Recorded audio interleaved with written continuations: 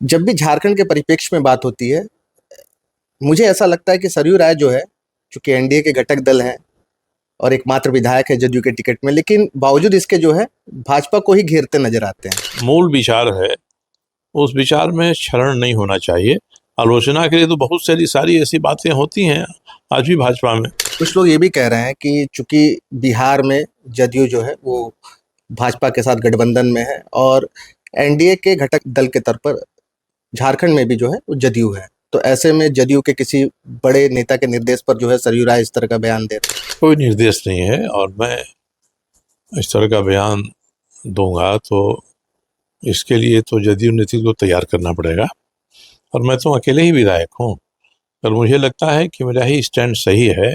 निशिकांत दुबे है, इनका भी एक बयान सामने आया है। इसमें वो साफ तौर पर कहते हैं कि हेमंत सोरेन के पास जो है वो एनडीए के साथ सरकार बनाने के अलावा जो है दूसरा कोई विकल्प नहीं है। इसको आप कैसे देखते हैं?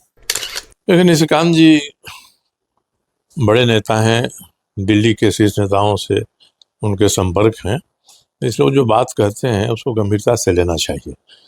मगर मुझे ये लगता है कि एक ही उदाहरण सभी जगह फिट नहीं होता है। वित्त मंत्री हैं डॉक्टर राधाकृष्ण किशोर, इनका जो स्टैंड दिख रहा है वो लगातार जिस तरह से अपने ही प्रदेश अध्यक्ष को घेरने में लगे हुए जम्बो जेट कमेटी को लेकर के सवाल उठा रहे हैं और अब तक जो है उन्होंने 3 पत्र अपने प्रभारी को लिखा है, एक पत्र जो है वो मुख्यमंत्री को भी लिख चुके हैं।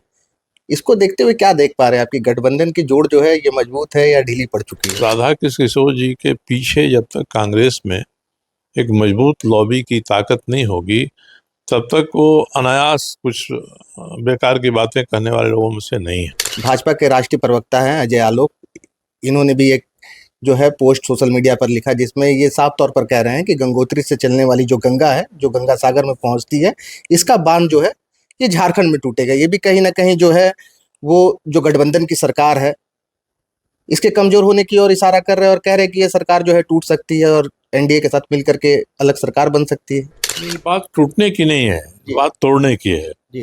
अगर किसी के मन में ये कल्पना हो कि एक मजबूत किला बंगाल में ढहा है तो हम यही प्रयोग झारखंड में भी दोहरा सकते हैं। 5 राज्यों में संपन्न हुए विधानसभा चुनाव के बाद झारखंड में चाहे सत्तारूढ़ झामुमो हो या फिर विपक्ष भाजपा, दोनों ही पार्टियां सड़क पर दिखने लगी है और जो प्रदेश कांग्रेस के नेता है ये पहले से ही दो फाड़ में नजर आ रहे हैं। ऐसे में बंगाल के खाड़ी में उठने वाले तूफान की चर्चा अब जो है वो झारखंड में होने लगी है। इसी बीच जो झारखंड में जदयू के टिकट पर जमशेदपुर पश्चिम से एकमात्र विधायक हैं सरयू राय, जिन्हें काफी परिपक्व नेता भी माना जाता है। इन्होंने कल रांची में देर शाम सीएम आवास में मुख्यमंत्री हेमंत सोरेन से मुलाकात की है।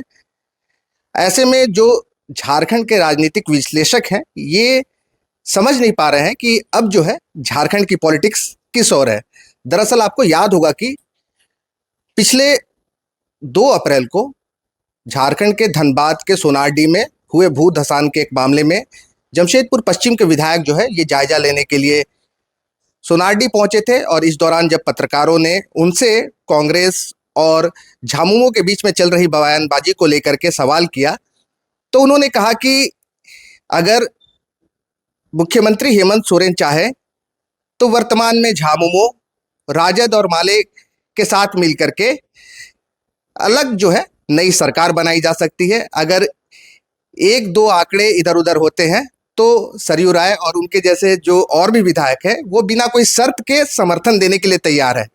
ऐसे में जो कल की सरयू राय की जो मुलाकात हुई है मुख्यमंत्री हेमंत सोरेन से, इसे इन सभी बातों से जोड़ करके देखा जा रहा है और कहा जा रहा है कि झारखंड में वर्तमान में जो राजनीतिक हलचल तेज दिख रही है इसको लेकर ही सरयू राय ने जो है वो मुख्यमंत्री हेमंत सोरेन से मुलाकात की है और इस दौरान जो है झारखंड में बगैर भाजपा और बगैर कांग्रेस के सरकार बनाने को लेकर के सरयू राय ने जो है वो मुख्यमंत्री के समक्ष बातें रखी हैं। हालांकि मुख्यमंत्री ने क्या कुछ कहा है और क्या बातें हुई है, इन सभी बातों को जानने के लिए हम अभी जो है विधायक सरयू राय के साथ मौजूद हैं। हम सीधे उनसे जुड़ते हैं और समझते हैं कि कल मुख्यमंत्री से आपने मुलाकात की सीएम आवास में, क्या कुछ बातें हुई हैं? मुख्यमंत्री जी से मिलने का मेरा एक खास उद्देश्य था। जमशेदपुर में मारवाड़ी सम्मेलन के जिला अध्यक्ष एक राजस्थान महोत्सव कर रहे हैं 17, 18, 19 तारीख को, और उन्होंने आग्रह किया था कि आपके साथ में माननीय मुख्यमंत्री से मिलना चाहता हूं, मिलकर उनको आमंत्रित करना चाहता हूं। तो वास्तव में मैं मारवाड़ी सम्मेलन के जिला अध्यक्ष के साथ राजस्थान महोत्सव में मुख्यमंत्री जी समय दें, ये आग्रह करने के लिए गया था। कोई राजनीतिक हेतु नहीं था, और इस संबंध में कयास लगाए जा रहे हैं। स्वाभाविक है, जो विश्लेषक हैं वो कयास लगाते हैं कि जरूर कुछ बात हुई होगी, मगर हम लोग तो साथ ही साथ रहे। जो शिष्टमंडल था मारवाड़ी सम्मेलन का वो भी रहा, हम लोग भी रहे, तो कोई ऐसी राजनीतिक बात हुई नहीं। और जिन आंकड़ों की बात कही जाती है कि हेमंत सोरेन जी बिना भाजपा और बिना कांग्रेस के भी सरकार बना सकते हैं, तो ये तो आंकड़े सर्वविदित हैं, ये झारखंड मुक्ति मोर्चा के नेताओं को भी पता है। इसलिए इसमें भी कोई ऐसी नई रहस्योद्घाटन करने वाली बात नहीं है। राजनीति में जब सरकार में हैं और सरकार में रहना है तो अलग अलग समीकरण समय समय पर बनते रहते हैं जी।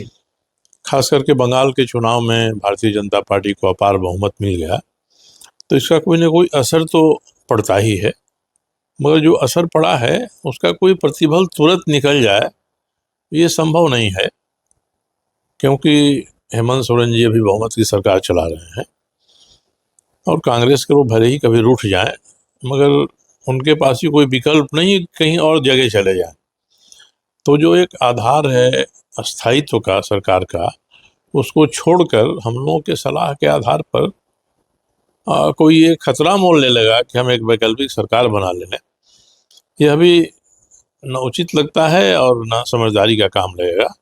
तो हम लोग एक खास परिस्थिति में अगर ऐसी स्थिति हो जाए तो ऐसा किया जा सकता है, इसका उद्देश्य इतना ही है। और कल माननीय मुख्यमंत्री जी के साथ जो हमारी भेंट हुई जी। उसमें कोई राजनीतिक चर्चा नहीं हुई, कोई राजनीतिक चर्चा नहीं हुई, बस जो भी व्यक्तिगत चर्चाएं हो सकती हैं वह हुई। और मारवाड़ी सम्मेलन द्वारा आयोजित राजस्थान महोत्सव में आपको समय निकालकर 3 दिन में किसी दिन जाना चाहिए, हम लोगों ने आग्रह किया। अब बाहर में जरूर कयास लगा रहे हैं लोग, लगाते होंगे, ये हुआ होगा, वो हुआ होगा, ऐसा हुआ होगा, वैसा हुआ होगा, मगर ऐसा कुछ हुआ नहीं। तो सच्चाई यही है कि ऐसा कुछ नहीं हुआ। लेकिन मैं फिर से उसी सवाल पे लौटता हूँ, आपकी जो मुलाकात हुई मुख्यमंत्री से और इसके बाद बाहर में जो अभी वर्तमान में जो राजनीतिक हालात है, जिस तरह की चर्चाएं हो रही है, ये भी कहा जा रहा है कि आपने जो है इस दौरान मुख्यमंत्री से गैर कांग्रेस और गैर भाजपा की नई सरकार बनाने का अनुरोध किया। नहीं, ऐसी ऐसी बात करने का कोई अवसर ही नहीं मिला जी। क्योंकि जिस प्रतिनिधिमंडल के साथ मैं गया था वह प्रतिनिधिमंडल पूरे समय तक वहाँ मौजूद था जब तक मैं था। जी।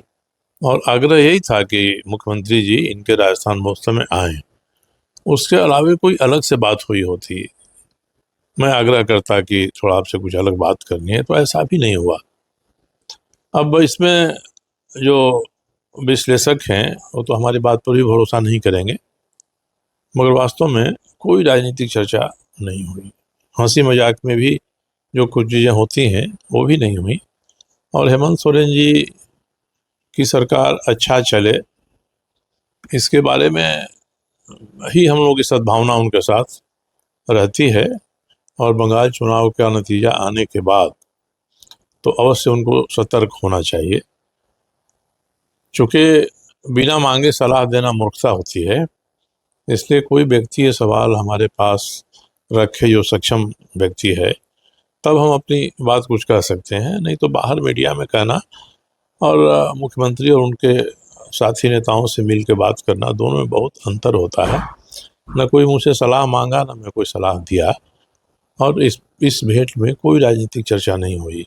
इनफैक्ट बहुत सिफारिश पैरवी करा के उनसे समय ही लिया गया कि एक डेलीगेशन आपका मिलना चाहता है, मगर कोई बाहर में विश्लेषण करने वाले या अखबार नवीस हैं या समाचार पत्र के साथी हैं, उनको भी सहसा भरोसा नहीं होता है कि मैं जो कह रहा हूँ वैसा ही हुआ होगा। जी। तो ये अपनी अपनी कल्पना की उड़ान की बातें हैं, क्या हुआ होगा, कैसा हुआ होगा, ये कहा होगा, वो कहा होगा, पर एक भी राजनीतिक बात कुछ भी नहीं हुई इसमें। दरअसल पिछले 2 अप्रैल को जब आपका एक बयान आता है मीडिया में, इसमें आप दावा करते हैं कि अगर झारखंड में मुख्यमंत्री हेमंत सोरेन कांग्रेस के दबाव से मुक्त होना चाहती है, तो आप और आपके जैसे 1-2 विधायक जो है वो बिना कोई शर्त समर्थन देने को तैयार है। और वर्तमान में जिस तरह से झारखंड में राजनीतिक हालात बने हुए हैं, यहाँ पर कांग्रेस 2 फाड़ में नजर आ रहा है, इन सभी चीज़ों को लेकर भी लोग बातें कर रहे हैं। देखिए, हमने सोनाडी में जो बातें कही थी वह परिस्थितिजन्य प्रतिक्रिया थी, क्योंकि कांग्रेस के लोगों का काफ़ी दबाव बन रहा था सरकार पर। तब मैंने कहा था कि अगर मुख्यमंत्री जी चाहें दबाव से मुक्त होना तो इस तरह से वैकल्पिक सरकार बन सकती है। मगर मैंने जो आंकड़े दिए वे आंकड़े मुझसे बेहतर तरीके से मुख्यमंत्री जी को पता है और उनके जो साथी जेएमएम के नेता हैं उनको भी पता है। ये कोई बहुत रहस्योद्घाटन उन्होंने नहीं किया है, ये उनको भी पता है, वो चाहें तब। मगर राजनीति में तो आज दबाव बनता है, कल दबाव मुक्त हो सकता है आदमी। जो कोलिशन पार्टनर हैं वो कुछ ना कुछ शर्तें रखते हैं, तो उन शर्तों को मान लेना, सुलझा लेना, उनको सहमत करना, ये सब चीज़ें चलते रहती हैं। वह एक विशेष परिस्थिति में जो आपातकालीन परिस्थिति है वह पैदा हो जाती है, तब की ये बात थी। और वैसा अभी नज़र नहीं आ रहा है। कांग्रेस के भीतर जो 2 फाड़ दिखाई पड़ रहे हैं, ये 2 फाड़ क्यों दिखाई पड़ रहे हैं अभी मेरी समझ में नहीं आ रहा है, क्योंकि राधा किशोर जी भी परिपक्व नेता हैं और कांग्रेस की अंदरूनी स्थिति कुछ ऐसी होगी जिसमें उनको सामने रखकर ये बातें कही जा रही हैं। केवल अकेले ही वो नहीं होंगे, बल्कि कांग्रेस के संगठन का एक धड़ा भी उनके साथ होगा। हम लोग तो चाहेंगे कि कांग्रेस एक रहे, कांग्रेस में सद्भाव रहे और कांग्रेस अपनी भूमिका सही तरीके से सरकार चलाने में निभाए, बेहतर तरीके से सरकार चले। अब सरकार किस प्रकार चल रही है, वह अपने घोषित उद्देश्यों को पूरा कर रही है या नहीं, या बंगाल चुनाव के बाद जो परिस्थिति उत्पन्न हो रही है, जो एक मनोवैज्ञानिक दबाव पैदा हुआ है, उस दबाव को कितना ये सरकार झेलेगी, कितना अगर ये संकट है तो इस संकट से उभरेगी, ये तो कांग्रेस और जेएमएम के लोग मिलकर ही तय कर सकते हैं। तत्काल परिस्थिति में मुझे नहीं लगता है कि किसी भी प्रकार का कोई परिवर्तन सरकार में या दलीय गठबंधन में ये संभव है, ऐसा मुझे नहीं लगता है। हर चीज़ में समय लगता है। आगे राज्यसभा का चुनाव आ रहा है, राज्यसभा के चुनाव में भी कांग्रेस दबाव डालेगी और राज्यसभा के चुनाव में अगर कोई ऐसा व्यक्ति तो आ गया जो झारखंड की राजनीति को प्रभावित कर सकता है, चाहे वो राज्य के भीतर का हो या राज्य के बाहर का हो, तो ऐसे जो चेहरे हैं जो ऐसे अवसर की तलाश में रहते हैं वे आ जाएंगे और नामांकन कर देंगे, तभी कुछ परिवर्तन की बात आ सकती है।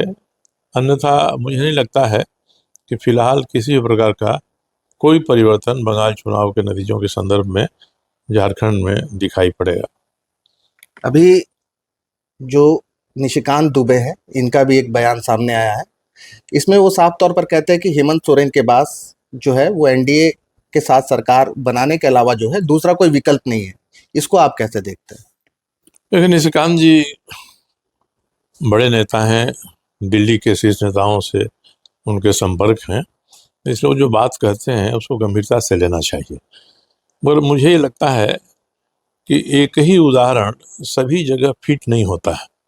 में हम कोट पहनते हैं और गर्मी में हाफ टी शर्ट पहन के घूमते हैं, तो उनका इशारा जिस तरफ है वह परिस्थिति दबाव में तत्काल पैदा नहीं हो सकती है, ये मेरा आकलन है। और हेमंत सोरेन भी अब परिपक्व नेता हो गए हैं, उनको भी आभास है कि हमारा समर्थन का आधार क्षेत्र कितना व्यापक है, कितना बड़ा है। जब तक कोई ऐसी परिस्थिति नहीं पैदा होती है कि उनके जो आधार समर्थन क्षेत्र है उसके चिंतन में कोई अंतर आता है, तभी सोचना पड़ेगा हेमंत सोरेन जी को।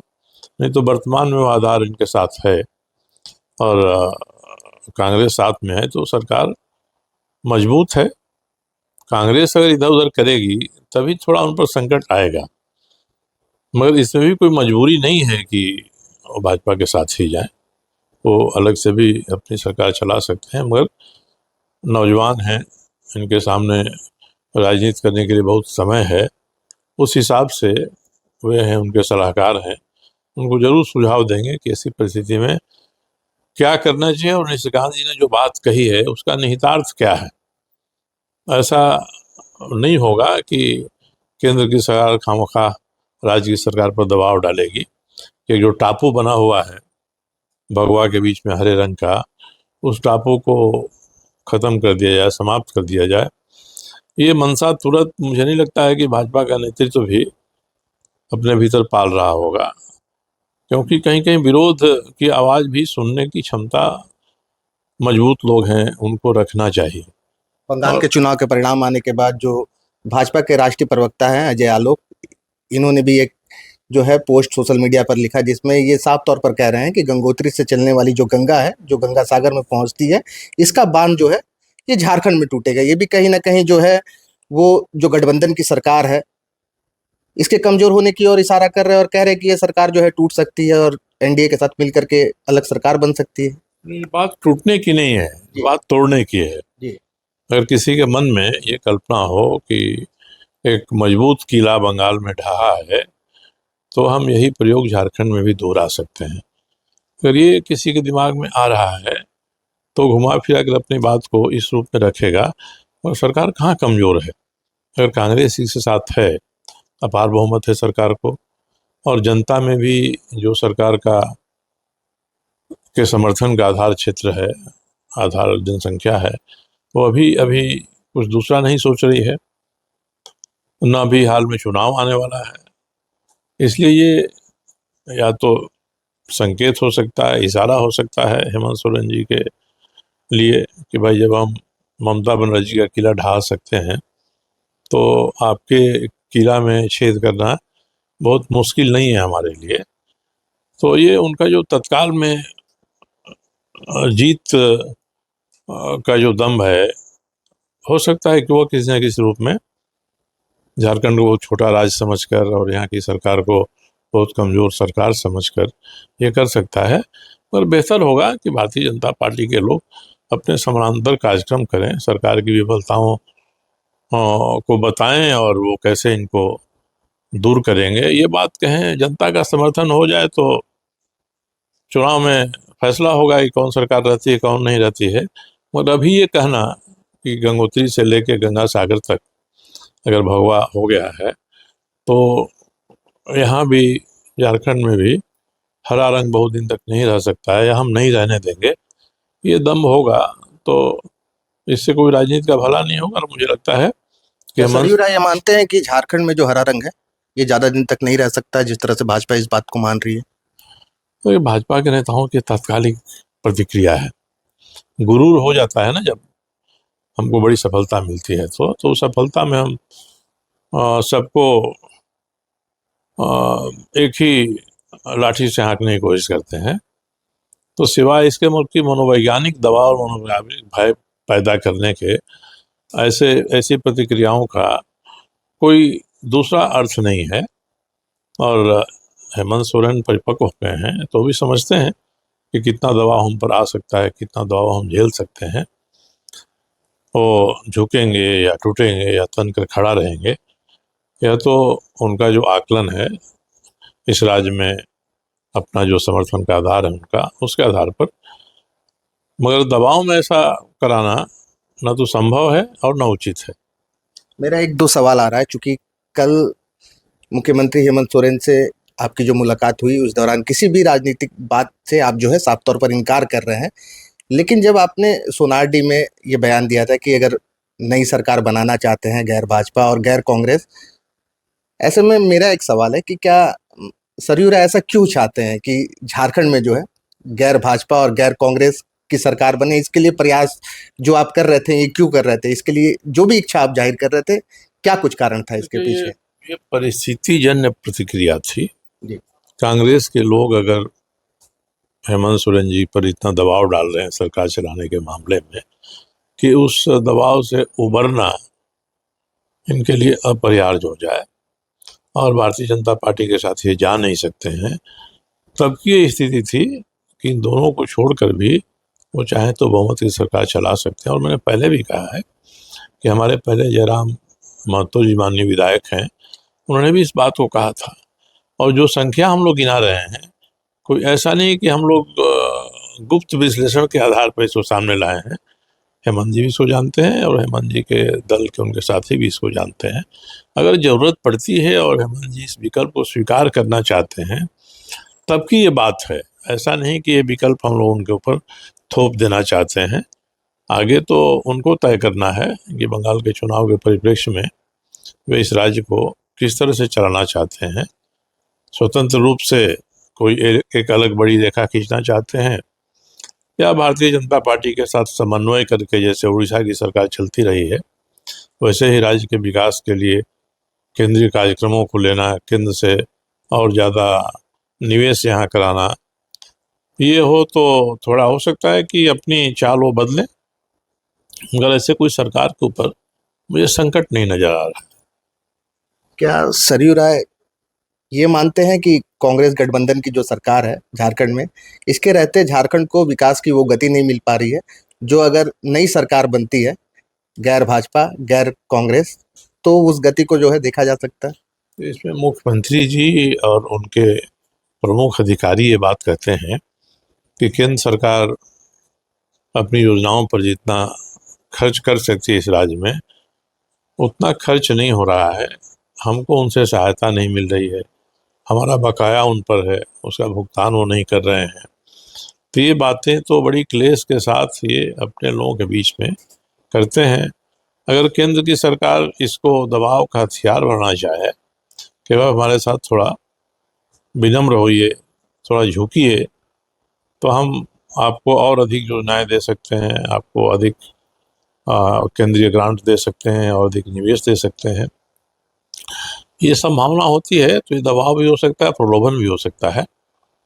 तो जो चतुर राजनीतिज्ञ है, अनुभवी राजनीतिज्ञ है, वह तो इसका विश्लेषण करेगा कि इसमें कितना दबाव है और कितना प्रलोभन है। अब इन दोनों के इसका समन्वय करके जैसे उड़ीसा की सरकार चलती थी वैसे हम अलग भी रहें और हम अपने राज्य के जनता के हित के लिए इनसे और अधिक सहायता भी ले सकें।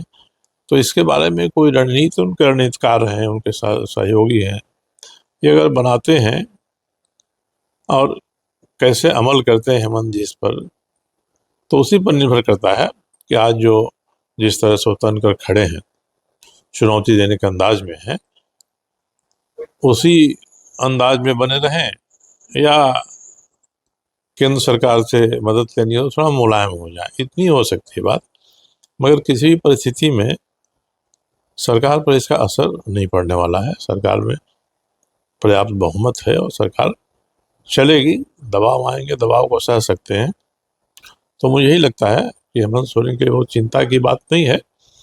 थोड़ी अपनी रणनीति में परिवर्तन समय के आधार पर, मौसम बदलता है और उससे हम एडजस्ट करते हैं, उसी प्रकार से ये चाहे तो ऐसा कर सकते हैं। उसकी ज़रूरत है तो केवल इसीलिए कि राज्य की जनता के हित को ध्यान में रखते हुए हम केंद्र सरकार से अधिक सहायता ले सकें। इसके अलावे और कोई दूसरा कारण नहीं है कि सरकार दबाव में हो या सरकार अपना जो पुराना रास्ता है उस रास्ते से भटक जाए, अलग हो जाए। तो मेरा अभी वर्तमान का आकलन यही है। कुछ लोग ये भी कह रहे हैं कि चूंकि बिहार में जदयू जो है वो भाजपा के साथ गठबंधन में है और एनडीए के घटक दल के तौर पर झारखंड में भी जो है वो जदयू है, तो ऐसे में जदयू के किसी बड़े नेता के निर्देश पर जो है सरयू राय इस तरह का बयान दे रहे हैं। कोई निर्देश नहीं है और मैं इस तरह का बयान दूंगा तो इसके लिए तो जदयू नीति को तैयार करना पड़ेगा और मैं तो अकेले ही विधायक हूँ। और मुझे लगता है कि मेरा ही स्टैंड सही है तो मैं इस पर आगे बढ़ूंगा। जदयू नेतृत्व अगर मुझसे बात करना चाहेगा, मुझे कुछ सलाह देना चाहेगा, रोकना टोकना चाहेगा, तब ये बात सामने आएगी। उस समय हम लोगों की प्रतिक्रिया क्या होती है। मगर हम इस राज्य में हैं तो इस राज्य के हित का ही ध्यान रखना है और सरकार ठीक चले तो नाहक क्यों इसको डिस्टर्ब करना है या इसको बाधित करना है। हाँ, सरकार में कई ऐसे काम भी सामने आ रहे हैं जो काम राज्य के हित में नहीं दिखाई पड़ रहे हैं, जनहित में नहीं दिखाई पड़ रहे हैं और प्रशासनिक हित में भी नहीं दिखाई पड़ रहे हैं। अनेकों उदाहरण हैं। 2 महीने से कई कर्मियों को वेतन नहीं मिला है, पुलिस में प्रमोशन हो गया है, पोस्टिंग नहीं हो रही है। इनके कई विभाग हैं जो कछुए की गति से चल रहे हैं, सुस्त हैं। ये सब कई प्रकार के कारण हैं और इन सबों के रहते हुए भी इस सरकार से ही हम लोग राज्य के हित में काम कराएं, आज की तिथि में वही बेहतर लगता है। लेकिन जदयू तो कभी नहीं चाहेगी कि झारखंड में जो है वो गैर भाजपा की सरकार बने। वो तो चाहेगी जब भी सरकार बने या तो भाजपा के साथ मिलकर बने या केवल भाजपा की सरकार बने। ऐसे में अगर आप कहेंगे कि गैर भाजपा और गैर कांग्रेस की सरकार बने तो इस पर जदयू हामी भरेगी, जदयू नेतृत्व। मैंने एक संभावना जताया है, जदयू का कंसर उतना ही होगा ना कि अगर हेमंत सोरेन को जरूरत पड़ती है कि एक और विधायक का समर्थन उनको सरकार के लिए चाहिए, कभी अविश्वास प्रस्ताव आता है, कुछ आता है, तो बात उस समय के लिए है कि हम उनकी सरकार अगर इस आधार पर काम करना चाहती है तो हम लोग चाहेंगे कि वो सरकार से जनहित में अधिक से अधिक काम कराने के लिए हम तत्काल उनका समर्थन करें और राज्य में अस्थिरता न पैदा करें। जदयू का नेतृत्व तो इस पर बात करेगा, विचार करेगा, तो पार्टी के अनुसार हम लोग इस पर अपनी अपनी बात रखेंगे। पार्टी मुझे समझाएगी, मैं पार्टी को समझाऊंगा। बिहार अलग है, झारखंड अलग है, परिस्थितियां अलग हैं और तब निर्णय करना होगा तो हम तय करेंगे। स्वतंत्र कोई निर्णय लेना है तो स्वतंत्र निर्णय को भी जा सकता है आदमी, या पार्टी के साथ चलना है, पार्टी का कहना ही मानना है तो भी कर सकते हैं। और हेमंत सोरेन की सरकार चलती रहेगी तो इससे एनडीए या भाजपा को कोई अंतर नहीं पड़ेगा, क्योंकि यूपीए तो खुद समाप्त हो गया। अगर हेमंत सोरेन जी कांग्रेस को छोड़ देते हैं तो भाजपा के लिए बहुत बड़ी उपलब्धि तो यही होगी कि हाँ, यूपीए अब नहीं रहा, हेमंत सोरेन जी रहे। उनसे निपटने का अलग अलग रास्ता भाजपा अख्तियार कर सकती है। जून में राज्यसभा की 2 सीटें जो है वो खाली हो रही है और अगले माह से झारखंड में जो है राज्यसभा चुनाव की जो प्रक्रिया जो है वो दिखने लग जाएगी। ऐसे में जो भाजपा है इसके पास जो है आंकड़े नहीं है, 27 प्लस का आंकड़ा जो है वो चाहिए यहाँ पर। तो सरयू राय जो है राज्यसभा के दौरान एनडीए के साथ दिखेंगे या फिर अलग दिखेंगे? अगर 2 ही उम्मीदवार आते हैं जी, तब तो सर्वसम्मत से चुनाव हो जाएगा। एक कांग्रेस का आ जाए, एक जेएमएम का आ जाए और सरकार दोनों जीतें, इसकी व्यवस्था कर ले, तब तो किसी तीसरे कोण की गुंजाइश ही नहीं है। सर्वसम्मति से चुनाव हो जाएगा। कोई तीसरा उम्मीदवार अगर कदम रखता है, भारतीय जनता पार्टी किसी ऐसे तीसरे मजबूत उम्मीदवार के आने पर उसको अपना समर्थन दे सकती है और कहे कि बाकी का आप देखिए, तभी कुछ ऐसी स्थिति बनेगी कि क्या करना है। वह उम्मीदवार कौन होंगे, राज्य के होंगे, इस राज्य के बाहर के होंगे। पहले भी ऐसे लोग जिनके पास धन संपत्ति की ताकत है, ये लोग अपना भाग आजमाते रहते हैं इसमें। मगर ये भी तभी होगा जब कांग्रेस और जेएमएम में इतनी अधिक दूरी हो जाए कि जेएमएम चाहे कि हम अपना दोनों सीट पर अपने उम्मीदवार खड़ा करेंगे और कांग्रेस कहे कि हम खड़ा करेंगे ही करेंगे, तभी तीसरे उम्मीदवार के आने की गुंजाइश है। और जब तीसरा जब तक नहीं आता है तब तक तो ये कोरी कल्पना है। तीसरा नहीं आएगा तो सर्वसम्मति से दोनों उम्मीदवार जो सरकार तय कर रही है वो जीत जाएंगे। वर्तमान में जो वित्त मंत्री हैं डॉक्टर राधाकृष्ण किशोर, इनका जो स्टैंड दिख रहा है वो लगातार जिस तरह से अपने ही प्रदेश अध्यक्ष को घेरने में लगे हुए हैं, जम्बो जेट कमेटी को लेकर के सवाल उठा रहे हैं। और अब तक जो है उन्होंने 3 पत्र अपने प्रभारी को लिखा है, 1 पत्र जो है वो मुख्यमंत्री को भी लिख चुके हैं। इसको देखते हुए क्या देख पा रहे हैं? आपकी गठबंधन की जोड़ जो है ये मजबूत है या ढीली पड़ चुकी है? ये तो कांग्रेस का अंदरूनी मामला है। कांग्रेस में 2 गुट हैं, दोनों के हितों का टकराव ऐसे स्तर पर पहुंच चुका है कि राधा किशोर जैसे परिपक्व और बुद्धिमान जो व्यक्ति हैं वो पब्लिक स्टैंड ले रहे हैं। तो राधा कृष्ण किशोर जी के पीछे जब तक कांग्रेस में एक मजबूत लॉबी की ताकत नहीं होगी तब तक वो अनायास कुछ बेकार की बातें करने वाले लोगों में से नहीं है। तो ये कांग्रेस को तय करना है। हम लोग चाहेंगे कि भाई कांग्रेस एक संगठन है, राष्ट्रीय संगठन है, मिला जुला के इनको चलना चाहिए। अपने भीतर के विरोधाभासों का प्रबंधन इनको करना चाहिए। मगर ये कौन सी ऐसी शर्त है जो राधा किशोर जी मनवाना चाहते हैं यहाँ के वर्तमान अध्यक्ष से, ये पता नहीं है। इसमें कांग्रेस का भविष्य निर्भर करता है। राधा कृष्ण जी ने मुख्यमंत्री से कहा है कि आप कम से कम 200 रुपये की सब्सिडी एक सिलेंडर पर दीजिए। तो ये बात तो उन्होंने इनके चुनावी जो वादे हैं उन वादों के आधार पर भी किया। इसमें 450 रुपये सब्सिडी देने की बात कही गई थी। तो वित्त मंत्री तो केवल 200 ही रुपये की सब्सिडी चाहते हैं। तो हो सकता है कि कांग्रेस अधिक से अधिक जनता परस्त हो रही हो। इस सरकार से बड़ी लकीरें खींचने की कोशिश जनता में हो सकती है कि हम कई चीज़ों को चाहते हैं, जनहित में जो है सरकार नहीं कर पा रही है।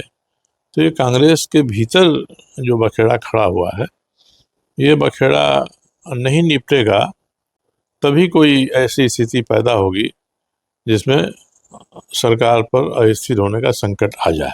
लेकिन सरकार से भी तो बार बार जब भी वो कोई सवाल कर रहे हैं या तो उनको जवाब नहीं मिल रहा है या फिर कैबिनेट में उनकी बात नहीं सुनी जा रही है।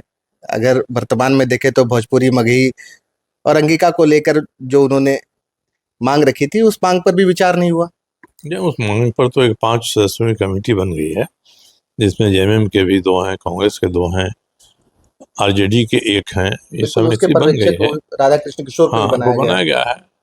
तो विचार करेगी। और ये सवाल जो राधा कृष्ण ने उठाया है, लेकिन कैबिनेट से तो पास तो कर दिया गया ना। ये जब बीमार थे उसी दौरान इसको कैबिनेट से मंजूरी मिल गई। अब उसके बाद इन्होंने इस बात को उठाया है, कमेटी बनी है।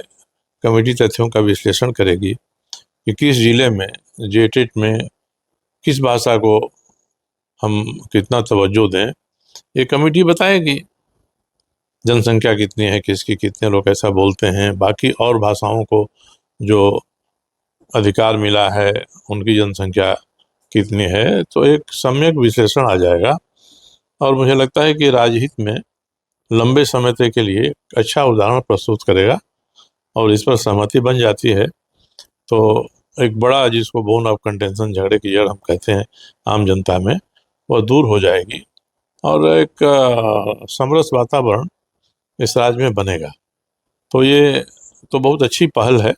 राधा कृष्ण किशोर जी ने बात उठाया है, ये हम सभी भी उनके इस तर्क का, उनकी बातों का समर्थन करते हैं। इस राज्य में परस्पर द्वेष के जितने भी कारण हैं आम जनता के स्तर पर, वे दूर हो जाएं या कम हो जाएं, बेहतर होगा।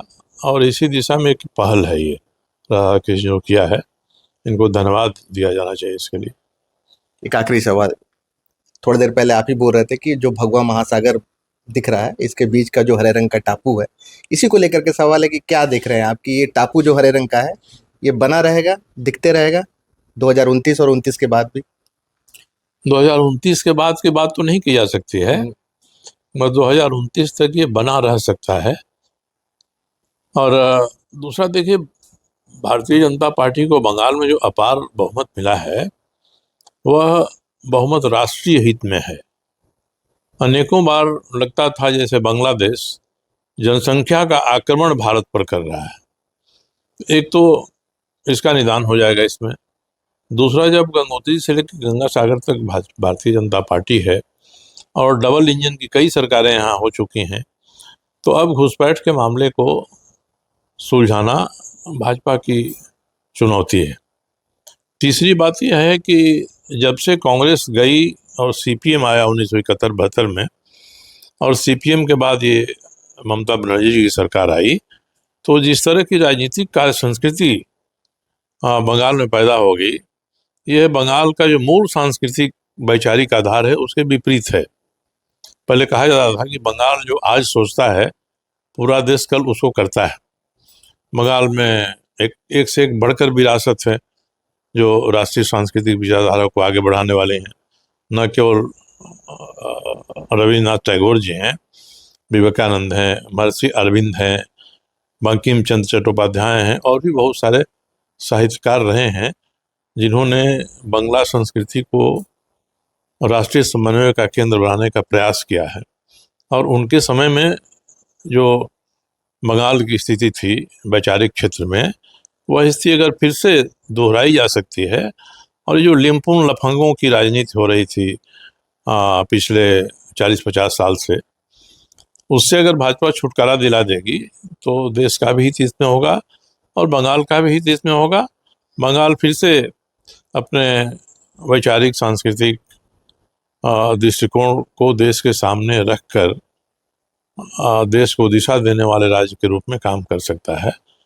ये बड़ी उपलब्धि होगी। अब भारतीय जनता पार्टी के ऊपर निर्भर करता है कि किस प्रकार से कौन सी रणनीति बनाकर इस लक्ष्य को साध सकती है। मेरा एक सवाल है आपसे, आखिरी था लेकिन बावजूद एक सवाल आया तो हम, जब भी झारखंड के परिप्रेक्ष्य में बात होती है, मुझे ऐसा लगता है कि सरयू राय जो है, चूंकि एनडीए के घटक दल हैं और एकमात्र विधायक है जदयू के टिकट में, लेकिन बावजूद इसके जो है भाजपा को ही घेरते नजर आते हैं। देखिए, मूल विचारधारा बचपन से, ये स्कूल में पढ़ते समय से जो विकसित हुई, वह विचारधारा सनातन संस्कृति की है। वह विचारधारा जो हमारा प्राचीन हिंदू संस्कृति रही है उससे संबंधित है। मैं भाजपा में नहीं हूँ, इसका मतलब कि मैंने उस विचारधारा को भी छोड़ दिया है, ऐसा नहीं होता है। मेरी मूल विचारधारा वही है जो लंबे कालखंड में बनी है। भारतीय जनता पार्टी अपने आचरण से, अपने व्यवहार से, और कभी कुछ ऐसा करती है इस राज्य में खास करके, जिससे इस विचारधारा की स्वीकार्यता पर प्रतिकूल प्रभाव पड़ता है, तब मैं जरूर उस पर अपनी प्रतिक्रिया देता हूँ।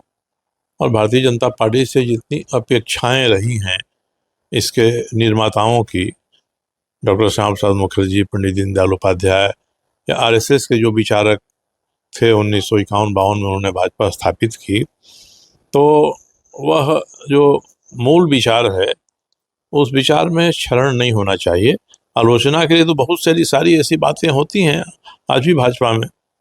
यानी कि सरयू राय ये कहना चाहते हैं कि झारखंड में भाजपा की जो कार्यशैली है, इसको देखते हुए उन्हें जो है अपने विचारधारा से अलग हट करके जो है वो बातें कहनी पड़ती है, बोलनी पड़ जा रही है। नहीं, विचारधारा से के तो मैं साथ हूँ। मेरी विचारधारा वही है जो आरंभ से संघ परिवार की विचारधारा रही है, या हमारी सनातन संस्कृति के जो मूल तत्व हैं उनसे संबंधित विचारधारा रही है। इसलिए मैं कहता हूँ कि बंगाल में फिर से ये भावना उदित हो जाए तो मुझे प्रसन्नता होगी, खुशी होगी कि पूरा देश इसकी ओर जाने के लिए तैयार होगा, तत्पर होगा। एक राजनीतिक दल के रूप में भारतीय जनता पार्टी से मैं बाहर हुआ तो इसके भी कुछ कारण थे। जहाँ तक वे कारण सामने आएंगे तो मैं तो अपने ही स्टैंड पर रहूँगा। तो कोई मैं भारतीय जनता पार्टी का विरोध नहीं करता हूँ। समय समय पर भारतीय जनता पार्टी के साथ कुछ ऐसी घटनाएं हो जाती हैं जो घटनाएं पसंद नहीं होती हैं, चाहे वो अपनी विचारधारा को लेकर हो, या भ्रष्टाचार को लेकर हो, या भविष्य का जो शासन करना है उसमें हम कितनी रूढ़िवादिता को अपने साथ रखेंगे और कितना हम खुले दिमाग से जो भविष्य की चुनौतियां आ रही हैं उन चुनौतियों के साथ जोड़कर हम कहेंगे। इसीलिए सनातन की जो एक बात है जिसको हम लोग कहते हैं नित्य नूतन चिर पुरातन, जो चिर पुरातन है वो हमारी धरोहर है, और नित्य नूतन में जो नई चुनौतियां आती हैं उसको हम अपने विचार के साथ समन्वित करके आगे बढ़ाएंगे। यही सनातन की विचारधारा है। कोई इसका कोई धार्मिक उद्देश्य नहीं है।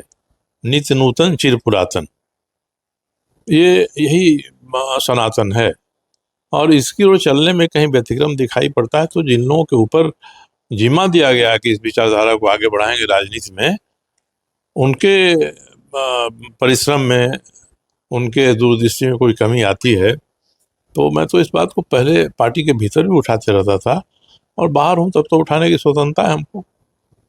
चलिए ठीक है, शुक्रिया। गोल, जहां 27 वर्षों के सफर में 17,000 से भी अधिक छात्रों ने डॉक्टर एवं इंजीनियर बनकर भरे सफलता की ऊंची उड़ान, जहां साधारण छात्र भी झारखंड टॉपर्स बनकर बना रहे इतिहास। दूरदर्शी शिक्षाविद श्री विपिन सिंह के मार्गदर्शन में मेडिकल एवं इंजीनियरिंग के लाखों छात्रों के लिए आशा की किरण के रूप में गोल नेशंस लीडिंग इंस्टीट्यूट। प्रॉब्लम हो गया और सडनली हो गया, अचानक हो गया। तो Jeevan Jyoti super specialist hospital में एडमिट करके इनका एंजियोग्राफी कराया। एंजियोग्राफी करने के बाद वो अपना रिपोर्ट दिया कि इनका 95% प्लस ब्लॉकेज है, स्टेंट से काम नहीं चलेगा, इनको बाईपास करना ही पड़ेगा। तो कबीर हर्ब है।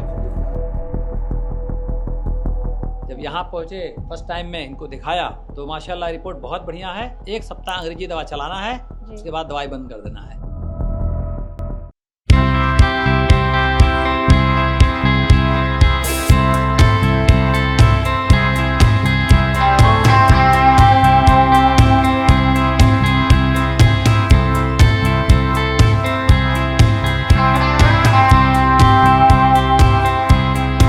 सरकारी परीक्षा की तैयारी का सबसे भरोसेमंद नाम NIBM।